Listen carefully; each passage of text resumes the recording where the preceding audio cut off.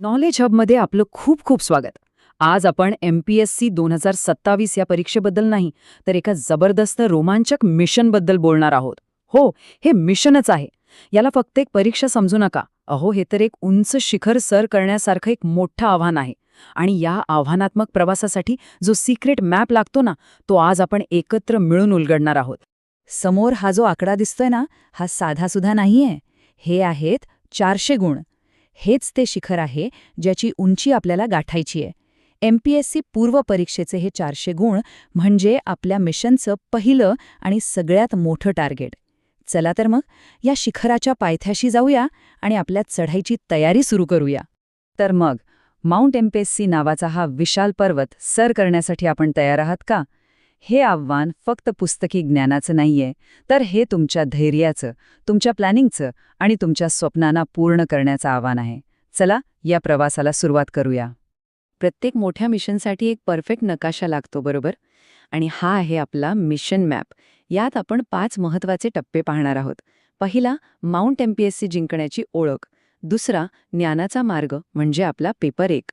तिसरा, तर्काची कसोटी म्हणजे पेपर 2. चौथा, एक खूप मोठी चर्चा, CSATचा सापळा. आणि 5वा, शिखर गाठण्यासाठी तुमचा रोजचा ॲक्शन प्लॅन. आपल्या प्रवासाचा पहिला टप्पा आहे ज्ञानाचं शिखर, म्हणजेच आपला सामान्य अध्ययनाचा पेपर 1.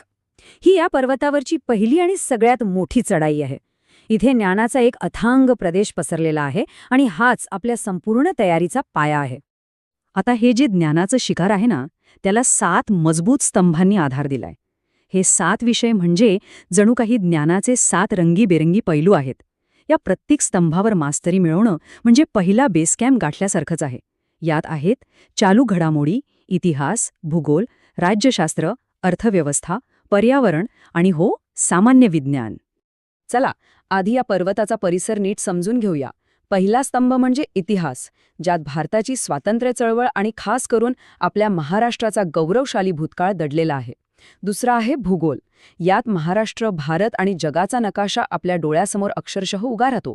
आणि तिसरा, चालू घडामोडी. हा तर सतत बदलणारा प्रदेश आहे, ज्यावर आपल्याला 24 तास नजर ठेवावी लागते. प्रत्येक प्रदेशाचे, प्रत्येक जागेचे काही नियम असतात, नाही का? तर राज्यशास्त्र म्हणजे या भूमीची नियमपुस्तिकाच आहे, आपलं भारतीय संविधान आणि आपली शासन व्यवस्था. आणि अर्थव्यवस्था म्हणजे काय?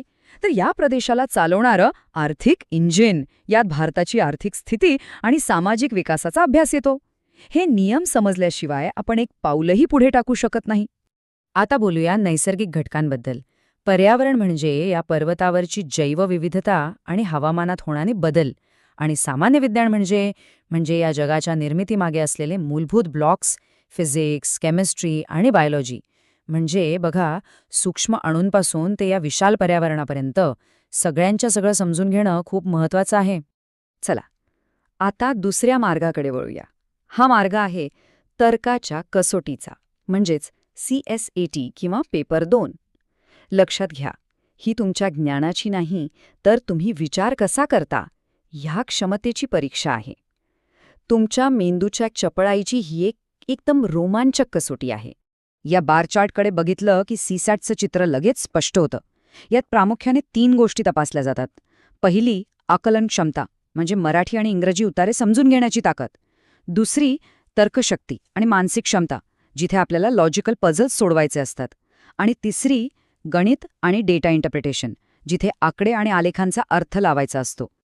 आता आपण एका खूप महत्त्वाच्या आणि वादग्रस्त मुद्द्यावर आलो आहोत, CSATचा सापळा.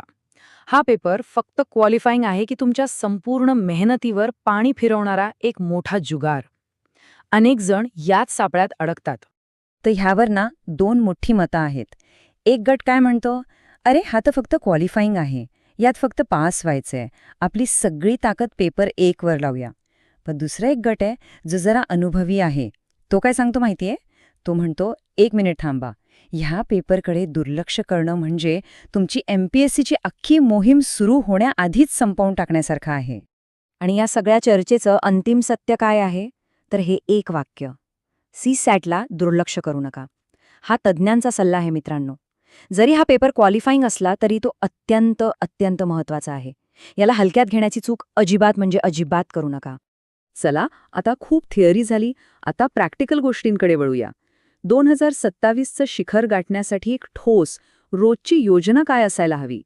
तयारीला लगेच सुरुवात करण्यासाठी हा आहे तुमचा स्मार्ट स्ट्रॅटेजी प्लॅन. ओके, तर मग एका गिर्यारोहकाचा रोजचा दिनक्रम कसा असतो? चला बघूया. फक्त 3 सोप्या स्टेप्स आहेत. पहिली, रोजची चढाई. म्हणजे रोज कमीत कमी 6 ते 8 तास एकदम फोकसने अभ्यास. दुसरी, तुमचं सामान व्यवस्थित बॅलन्स करा. म्हणजे करंट अफेअर्स आणि आपले स्टॅटिक विषय यांचा मस्त मेळ घाला. आणि तिसरी, प्रत्येक आठवड्यात एक शिखर गाठा. म्हणजेच दर रविवारी एक पूर्ण मॉक टेस्ट दिल्याशिवाय राहायचं नाही. आणि शेवटी या प्रवासात टिकून राहण्यासाठी काही एकदम आवश्यक टिप्स. महाराष्ट्राशी संबंधित विषयांवर जास्त भर द्या. या पर्वताचा परिसर समजून घेण्यासाठी मागच्या वर्षांच्या प्रश्नपत्रिकांचं म्हणजे PYQचं विश्लेषण करा. आणि सगळ्यात महत्त्वाचं, फक्त फॅक्ट्स पाठ करू नका, तर संकल्पनांवर मास्टरी मिळवा. तर ही होती आपली MPSC 2027ची संपूर्ण मोहीम. मार्ग नक्कीच खडतर आहे, चढाई उंच आहे, पण योग्य प्लॅनिंग आणि सातत्य असेल ना, तर हे शिखर नक्कीच सर करता येईल. शिखर आपली वाट पाहत आहे. या मिशन ब्रीफिंगमध्ये आमच्यासोबत सामील झाल्याबद्दल खूप खूप धन्यवाद. आम्हाला आशा आहे की हा नकाशा तुमच्या MPSC 2027च्या प्रवासात नक्कीच उपयोगी ठरेल. नॉलेज हबवरील आजचं हे सादरीकरण इथेच संपत आहे. नॉलेज हबला सबस्क्राईब करायला विसरू नका. भेटूया पुढच्या वेळी एका नवीन माहितीसोबत.